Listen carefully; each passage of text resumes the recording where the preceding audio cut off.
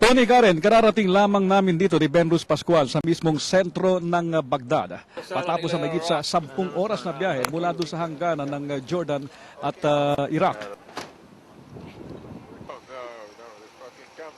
At ito ay sumama kami sa convoy ng mga mamahayag sa buong mundo.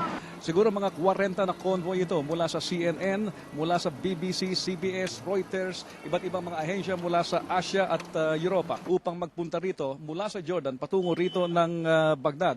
At sa daan nakita namin ang mga senyales ng matinding mga bakbakan dito sa daan mula Amman patungo rito sa Baghdad. Kabilang na rito ang mga wasak na mga tulay at yung mga nawasak rin na bomba ng mga bus, tangke at iba't ibang uri ng sasakyan sa daan patungo rito sa Baghdad. Samantala, nakita rin namin na ang mga puwersang mga Amerikano ay nakapaikot na sa mismong syudad ng Baghdad, pareho mula sa east side at sa west side ng Baghdad.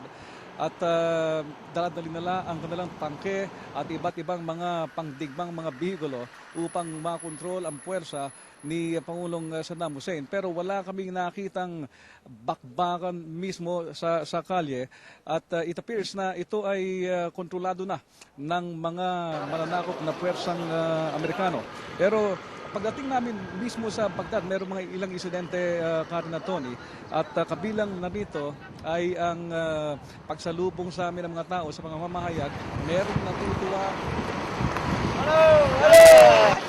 merong galit, at nakita rin namin yung pagputok ng mga Kalashnikov sa mga salubong sa amin, at ganun din merong ilang mga residente na binato ang convoy ng mga mamahayag at kabilang na nga sa nabato ang sasakyan natin, pero wala naman nasaktan sa mga mamahayag. Lahat naman okay at nakapasok na mismo sa Baghdad. Nandito kami ngayon sa sentro mismo ng Baghdad, dito sa may tapat ng Palestine Hotel at ganoon din sa Sheraton Hotel. At dito nakapaligid yung mga tangke ng mga Amerikano at iba pang mga personnel ng tropang kano upang ma-secure ang area. So yan muna ang ating may report mula dito mismo sa sentro ng Baghdad. Henry Umaga Diaz, ABS-CBN News.